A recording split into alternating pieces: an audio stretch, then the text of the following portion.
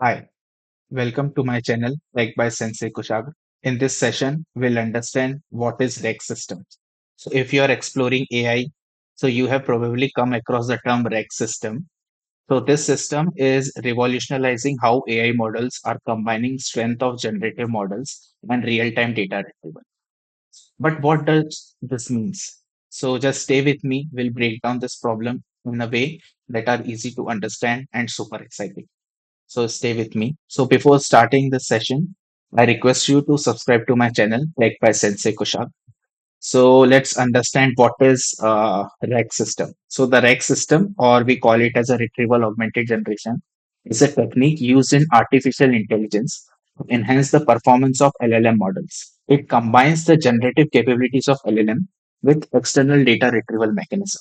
So it is how it works.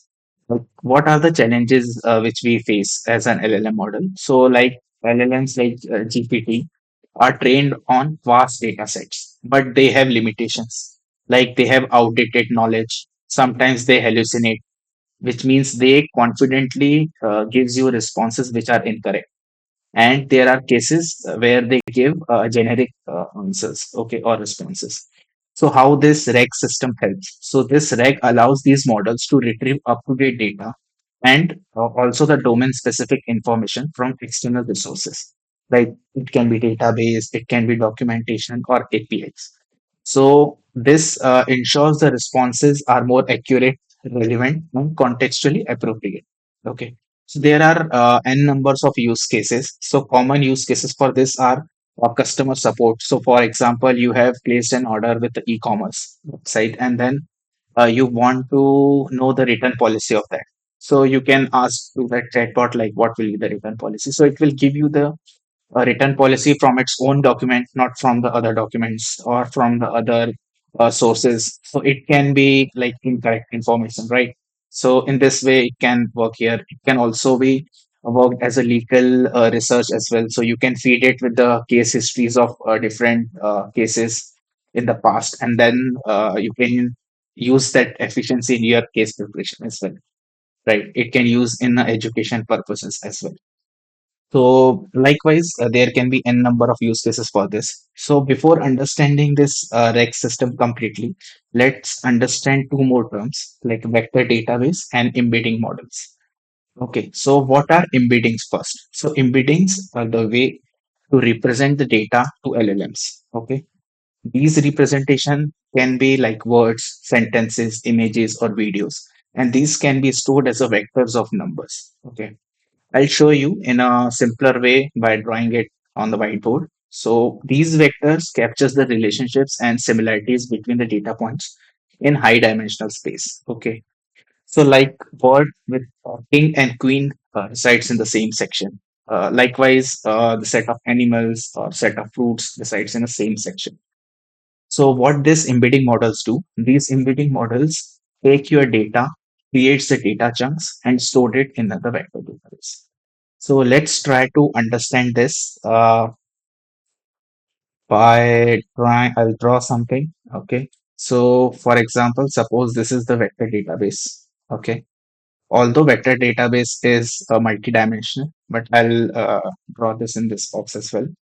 Here we will have our embedding models. Okay. Let's call it as a EM. Okay. Uh, embedding models. And here we have the data. Okay, our data. Data can be anything like PDFs, documents, databases, anything. Okay, so we have these PDFs. Okay, so this is of fruits, you can say. Okay, and this is of animal.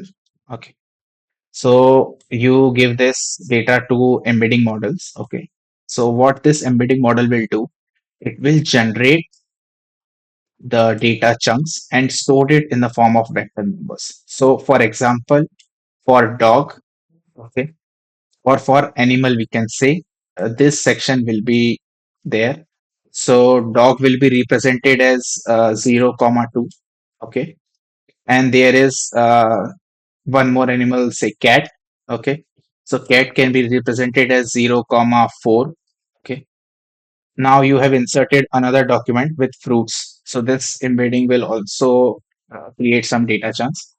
For example, suppose this section of the vector is allocated to fruits. So for example, 1 comma 7 is apple and 2 comma 4 is banana. Okay, so this is apple and this is banana, and this is like vector db. Okay, so how this helps LLM model? So you can see, if I need a information related to animals, then that LLM model will target this section. And if that LLM or some query, some user query requires the information regarding some fruits, then this section will be hit. So because of this context-based search, the response from the LLMs are far more accurate and relevant. Have this image as well with me for understand of vector database. So this is like three-dimensional. Okay, so here you can see like banana and apple residing in this area, and the animals like dog, wolf, cat, and someone has queried for the kitten, so it will be here. So in this way, it will be represented and it will be retrieved for you as a response. So these are like about the vector databases and embedding models. So let's understand the RAG system. This is the nice blog over retrieval augmented generation from NVIDIA. I'll share the link of this. You can go through it. It has a great explanation for RAG systems. I have this sequence diagram with me for retrieval augmented generation sequence diagram. So here you can see this block retrieval and ingestion. So here this knowledge base is anything like PDFs or your database, anything can be here. This will be retrieved documents. You can use any frameworks. Then these documents will be consumed by these embedding models here. And these document embeddings, also called as data chunks, will be stored in the vector database. So what happens is when the user query, okay, when this query has been sent to embedding models, then this embedding models send to vector database the query, okay, and then from the vector database, the LLM will fetch the prompt of the user query and the enhanced context. So context is accurate area of the vector database where all the information regarding that query will be there. So, for example, in our case, let's understand user had asked for fruits. So, it will give us the context or the area of the vector database which is providing information for the fruits. So, then LLM um, generate the response and send it to user in the same context. So, this is how this REC system works. So, that's all in this session. Okay. If you have any query, you can ask in the comment box. I have also created few videos to how to implement this REC systems. Do check it out. I'll put the link of the videos in the video description, in this video descriptions. So like this channel, and thank you.